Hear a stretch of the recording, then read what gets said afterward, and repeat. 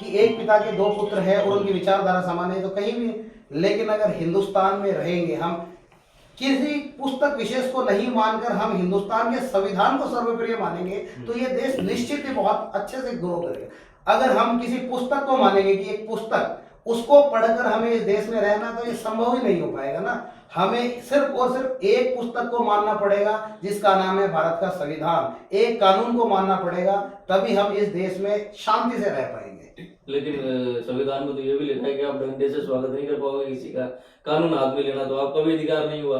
अगर कोई मेरे घर पर पत्थर फेंकेगा और मेरे शरीर में ताकत है, तो मैं निश्चित ही डंडे से नहीं, तलवार से भी विरोध करूंगा। डंडे से ही नहीं, मेरे पूर्वजों की दी हुई जो तलवारें हैं ना, जो हमने इस राष्ट्र निर्माण में समर्पित कर दी राष्ट्र को, वो तलवारें हमारे घरों में अभी भी रखी है। हम उससे भी सामना करने के लिए तैयार हैं।